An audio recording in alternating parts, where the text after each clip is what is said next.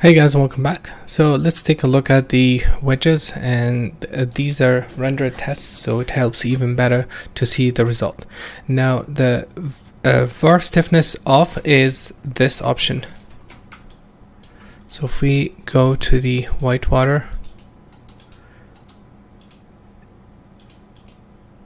inside the clamping tab, there's variable stiffness and stiffness by depth. Now we saw what the depth looks like.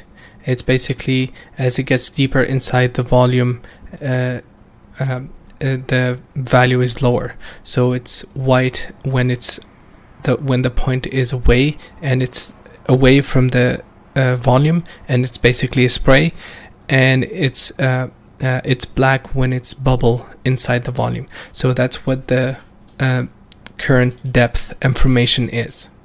And so that mask is used to drive off the stiffness, and this is a feature it's available in the solver by default. Okay, so that's something we can explore. And then the stiffness by depth, this is the test using that option. So not everything has the same stiffness.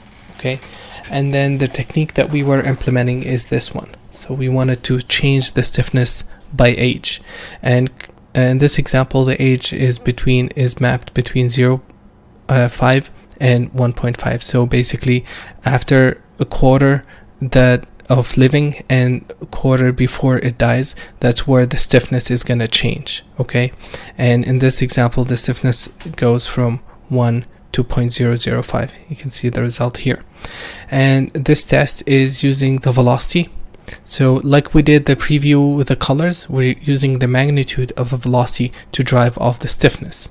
Okay, in this example, the velocity, the faster the particle goes, the lower the stiffness, and this is looking pretty cool example.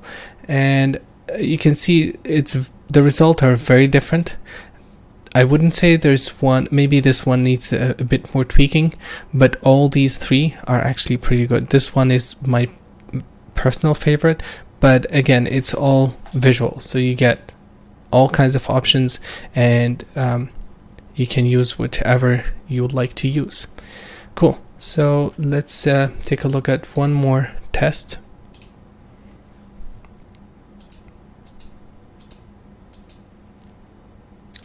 And this would be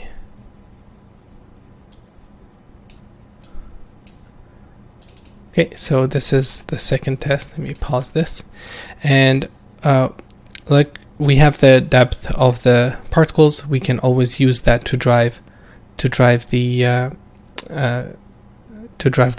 any attribute we want. So in this case, we're using the wind. We're using that depth as a multiplier on top of the wind force.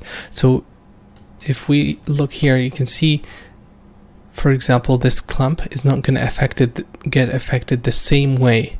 So the shell of it is going to start first getting affected. As it dissipates, the depth value is going to change, and so as it continues, it's basically eroding all the clumps, and this is, in my opinion, is going to give the most realistic behavior. And this is a different test using the depth with different ranges, so it's more aggressive. And then this is from the previous example with a var stiffness off, so this is the default that you get, and this is driving the stiffness using the speed. Okay, so looking at this, I think maybe combining the wind by depth option and some of this, we could get all the visual that we're looking for, in my opinion. And let's continue taking a look at more wedges in the next video. Thank you guys for watching.